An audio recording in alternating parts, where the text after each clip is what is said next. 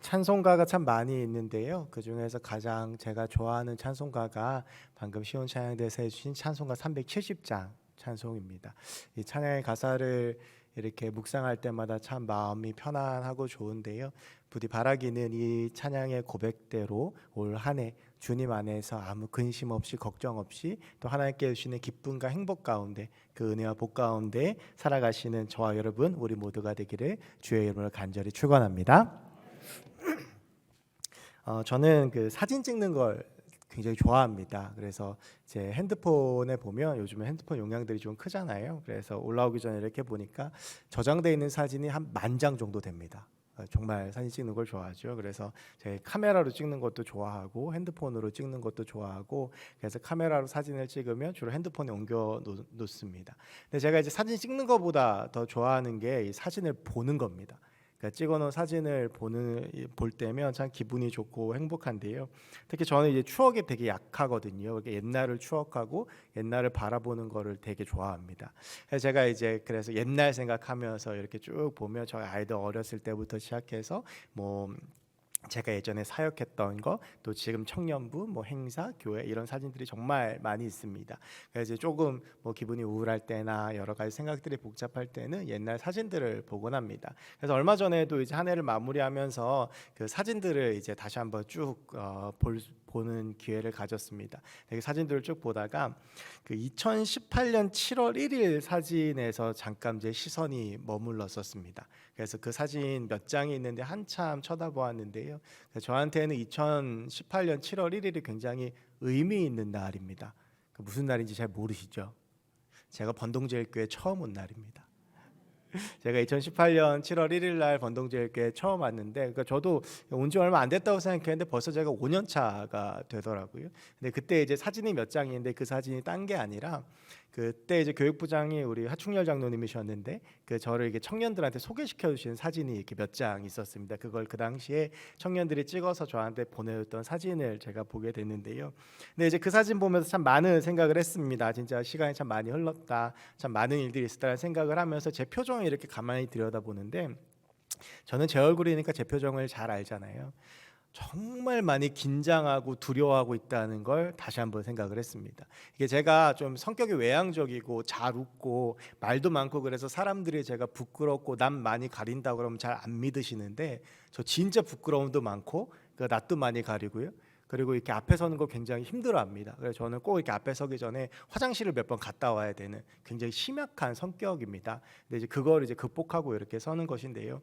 그러니까 이제 새로운 곳에 가는 거, 뭔가 새로 시작하는 것을 굉장히 두려워합니다. 제가 2018년도에 이제 기존에 사역하던 창원의 사역을 마치고 서울에 올라오면서 참 많은 고민과 참 많은 두려움과 참 많은 생각을 하면서 왔습니다. 물론 한 3년 반이 지나고 이제 5년 차가 되는 지금 너무 행복하고 너무 좋습니다. 우리 청년들이 너무 좋고 또 고향 같고 집 같고 너무너무 좋거든요. 그런데 그 당시에는 시작하면서는 이렇게 좋으리라고는 생각을 못했습니다. 그때 청년들이 저를 엄청 째려봤었거든요. 여전히 지금도 째려봅니다, 걔들은. 근데 이제 그 시간들이 지나면서 마음을 알고 교제하면서 정말 참 좋은 곳이다, 참 정말 행복하다라는 생각을 하지만 시작의 문턱에 섰을 때에는 걸어가 보지 않은 길이기 때문에 어떤 일이 벌어질지 잘 모르고 어떤 일들이 생길지 모르고 또 어떤 어려운 일들이 생길지 모르기 때문에 두려움이나 걱정이나 근심이 드는 것이 당연한 일인 것 같습니다. 우리가 이제 2020년의 시작의 문턱에 서 있습니다. 올해는 마스크를 벗고 시작할 줄 알았습니다.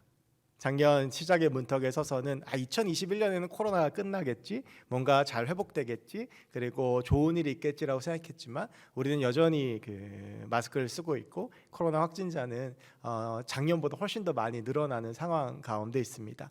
달라진 것은 별로 없어 보이고 오히려 고민과 걱정될 일만 많아 보입니다.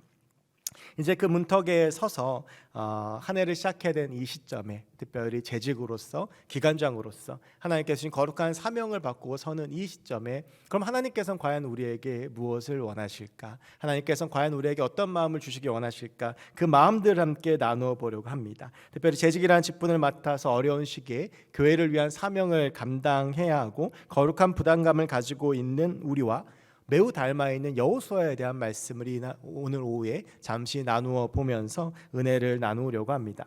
이제 오늘 본문 함께 1장을 읽으셨지만 오늘 본문 여호수아서는 이스라엘 역사에 있어서 굉장히 중요한 전환점을 다루고 있습니다. 우리가 흔히 구약 성경을 네 파트로 나누는데요. 가장 처음에 율법서, 역사서, 성문서, 예언서 이렇게 네 분야로 나눕니다. 이 율법서는 이 구약 성경의 가장 첫 시작인 창세기, 출애굽기, 레위기, 민수기, 신명기, 우리가 흔히 모세오경이라고 부르는 책입니다. 이 율법서의 주요 인물, 가장 핵심된 인물 한 명만 꼽으라고 한다면 모세라고 할 수 있습니다. 그리고 가장 중요한 사건을 이야기한다고 한다면 출애굽 사건을 이야기할 수 있습니다.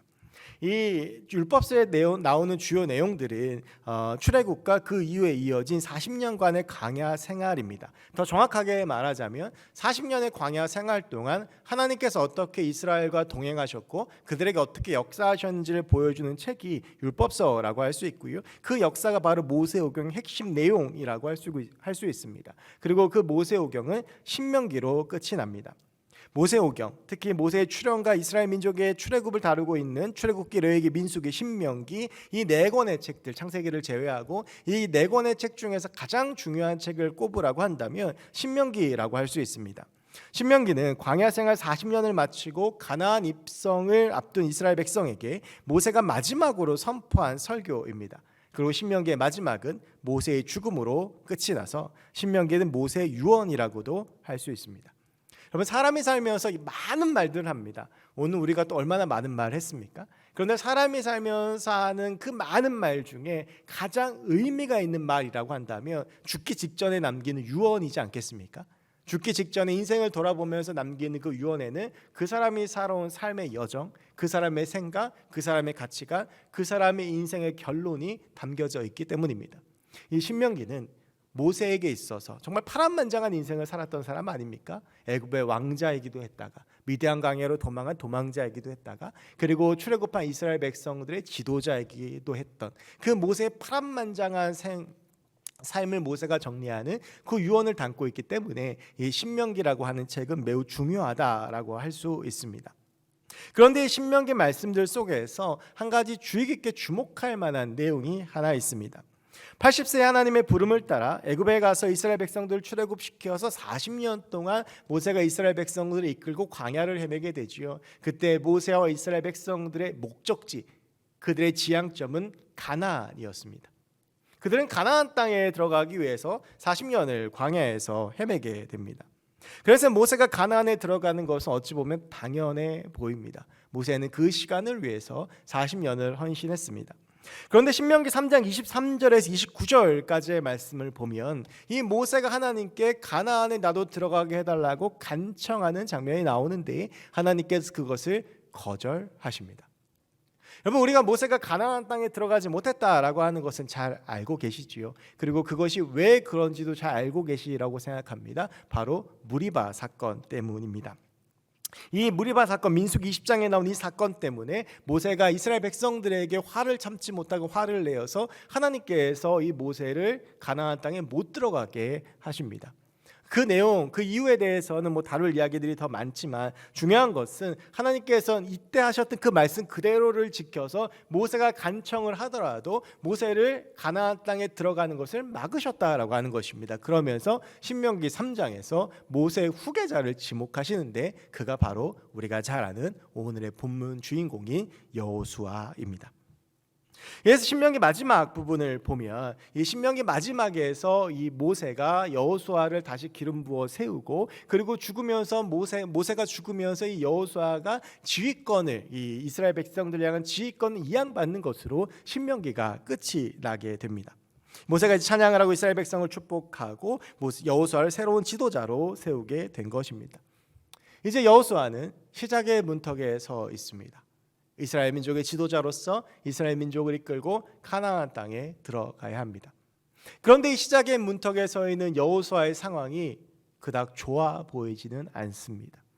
여러분, 이스라엘 백성들 가운데 세우신 이 하나님께 세우신 지도자 여호수아, 그들이 맡아야 될 이스라엘 백성들은 어떠한 민족이겠습니까? 여러분, 이스라엘 백성 출애굽 당시에 이스라엘 백성 그러면 가장 먼저 떠오르는 것이 무엇입니까? 불평과 불만입니다. 무엇을 해도 불평을 하고 하나님께서 무엇을 주셔도 불만을 가지는 것이 이스라엘 백성들이었습니다.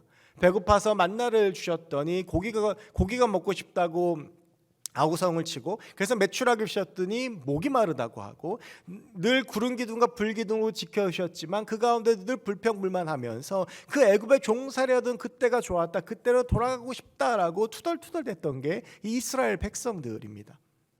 지금 여호수아는 이들의 지도자로 선 것입니다. 얼마나 가슴이 답답하겠습니까? 그리고 이 여호수아가 뒤를 잇는 모세라는 지도자는 얼마나 훌륭한 사람입니까? 우리 사역자들도 이 사역을 하다 보면 사역지를 여러 번 옮기게 됩니다. 그런데 이제 사역지를 옮겼을 때 가장 힘든 경우가 언제냐 하면 전임자가 너무 훌륭할 때입니다. 전임자가 너무 훌륭하면 무엇을 해도 빛이 나지 않고 비교당하고 힘듭니다. 그런데 그 훌륭한 전임자가 오래 했으면 그건 최악입니다. 무엇을 해도 이 전임자를 뛰어넘기가 정말로 힘이 듭니다. 모세라고 하는 이 훌륭한 지도자가 40년 동안 이스라엘 백성들을 이끌었습니다. 여호수아는 무엇을 해도 이스라엘 백성들에게 인정받기가 힘듭니다. 안 그래도 불평불만이 심각한 이들인데 후임자에 대한 기대도 별로 없습니다. 오히려 모세에 대한 향수만 가득할 것입니다. 그런데 지금 여호수아 앞에 주어진 과제는 무엇입니까? 가나안에 들어가야 되는 것입니다. 여러분, 이 가나안은요 원래 이스라엘 백성들이 살던 곳이었습니다.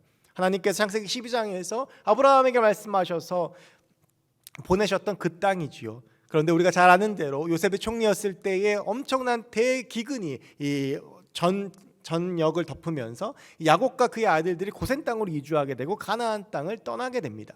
그리고 그 이후로부터 꽤 많은 시간이 흘러가게 되고 이미 가나안은 다른 민족들의 차지가 되었습니다.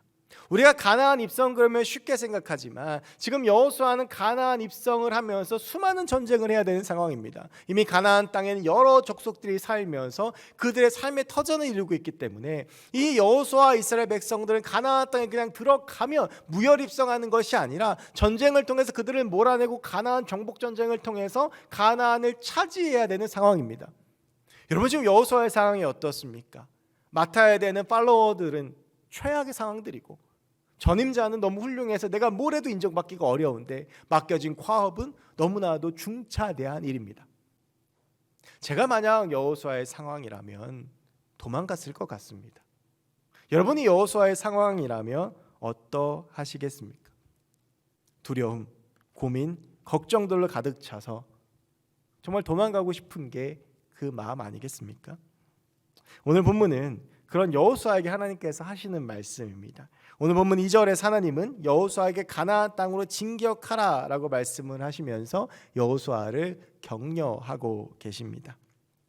사실 오늘 본문 말씀 굉장히 유명한 말씀입니다. 그리고 이 본문 말씀은 읽는 것만으로도 힘이 나는 말씀입니다. 하나님은 지금 여호수아가 어떤 마음이실지를 깊이 공감하셨습니다. 그가 얼마나 두려울지, 그가 얼마나 걱정될지를 알고 계셨습니다. 그래서 하나님은 여호수아를 격려하십니다. 아마 오늘 본문 말씀 중에서 가장 유명한 말씀 6절 이후의 말씀일 거라고 생각하는데요, 우리 6절부터 9절까지의 말씀을 같이 함께 다시 한번 읽어보겠습니다. 강하고 담대하라. 너는 내가 그들의 조상에게 맹세하여 그들에게 주리라 한 땅을 이 백성에게 차지하게 하리라. 오직 강하고 극히 담대하여 나의 종 모세가 내게 명령한 그 율법을 다 지켜 행하고 우로나 좌로나 치우치지 말라. 그리하며 어디로 가든지 형통하리니 이 율법책을 내 입에서 떠나지 말게 하며 주야로 그것을 묵상하여 그 안에 기록된 대로 다 지켜 행하라. 그리하면 내 길이 평탄하게 될 것이며 내가 형통하리라. 내가 내게 명령한 것이 아니냐? 강하고 담대하라. 두려워하지 말며 놀라지 말라. 내가 어디로 가든지 내 하나님 여호와가 너와 함께 하느니라 하시니라. 아멘. 여러분이 짧은 말씀 속에서 하나님께서 여호수아에게 무려 3번이나 강하라라고 이야기를 하십니다. 그것은 지금 여호수아의 마음 상태가 어떨지 하나님께서 잘 알고 계시리라고 생각합니다. 이 말씀을 이렇게 딱 보면 정말 좋은 말씀이고 힘이 될 것 같은 말씀입니다. 그런데 여러분, 우리가 여호수아의 입장에서 더 깊이 생각해 보면 이 말을 들었을 때 어떠한 마음일까요? 여러분, 우리가 정말 왜 감당하기 어려운 고통과 고난과 힘듦이 찾아올 때가 있습니다. 그런데 그때 어떤 사람들이 나에게 힘내, 잘할 수 있어 라고 이야기를 하면 어떤 마음이 드십니까? 때로는 그 말이 위로가 되고 격려가 되기도 하지만 많은 경우는 마음속으로 그러한 생각이 듭니다. 네가 이 고난을 당해봤어?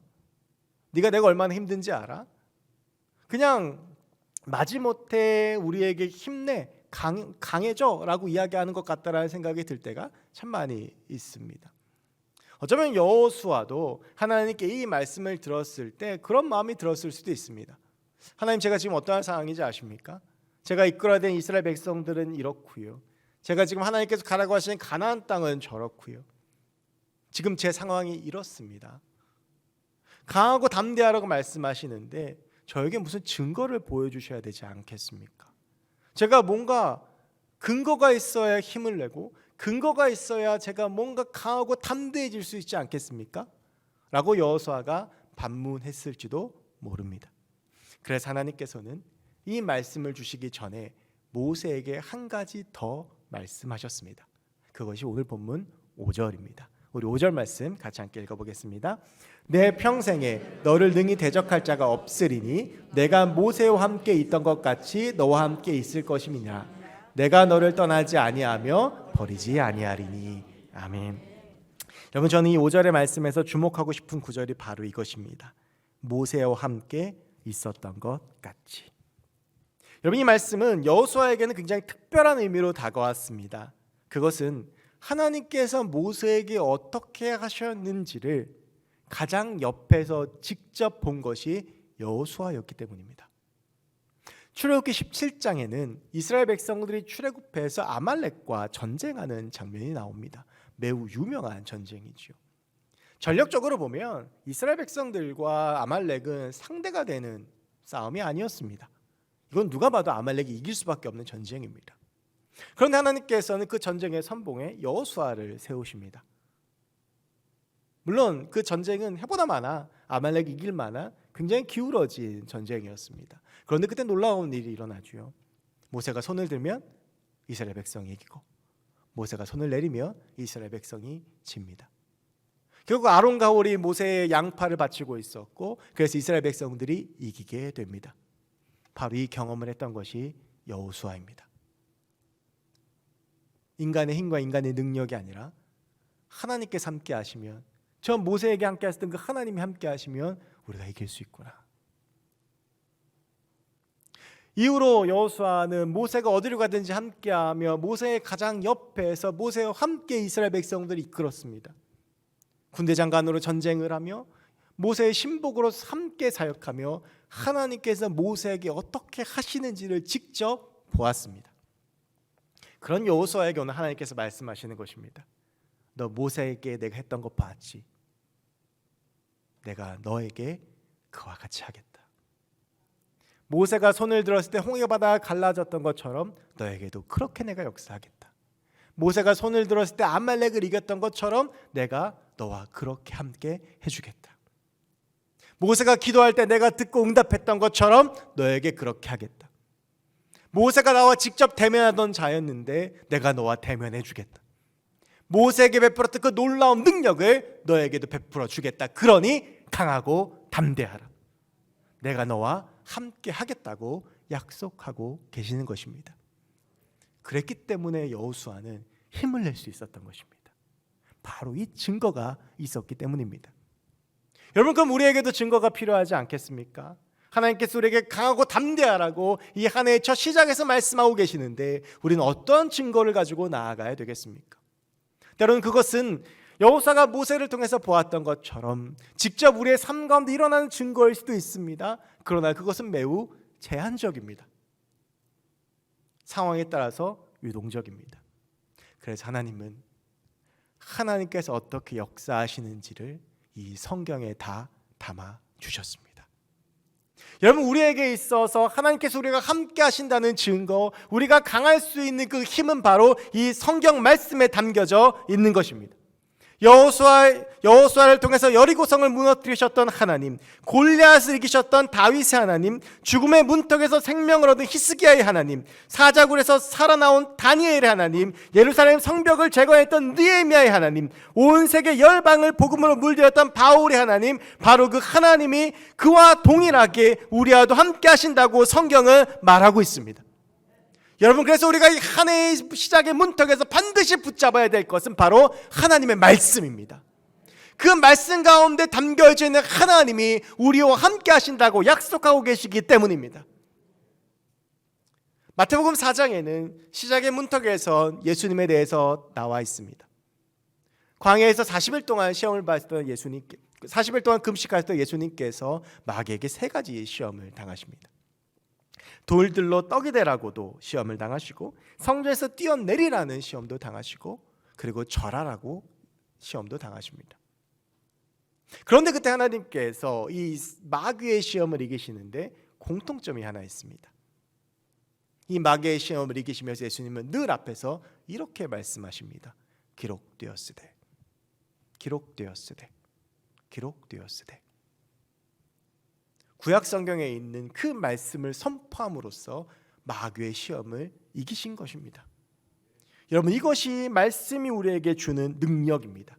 그래서 오늘 이 여호수아 말씀을 통해서도 하나님께서는 율법책, 즉 성경을 내 입에서 떠나지 말게 하며 주야로 그것을 묵상하여 그 안에 기록된 대로 다 지켜 행하라고 말씀하고 계시는 것입니다.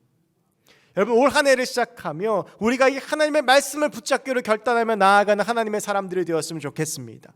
때로는 어렵고 힘들지만 주의 말씀 안에 거한다면, 그 말씀 안에 살아간다면, 우리가 그 말씀을 붙잡는다면 그 말씀을 우리가 승리하게 될 줄로 믿습니다. 우리가 이제 연초가 되면 다 성경 일독의 목표를 가집니다. 송구영 씨 예배가 끝나면 올해는 성경 꼭 일독해야지. 근데 제가 자주 하는 말이 있습니다.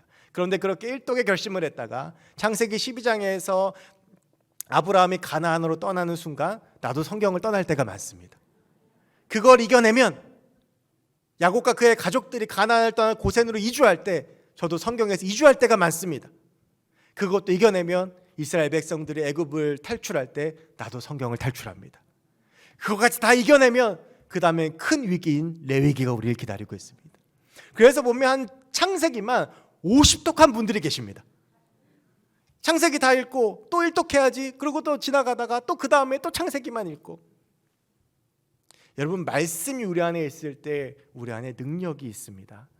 우리가 재직을 감당할 때 무엇으로 감당해야 되겠습니까? 내 힘으로 감당할 수 없습니다.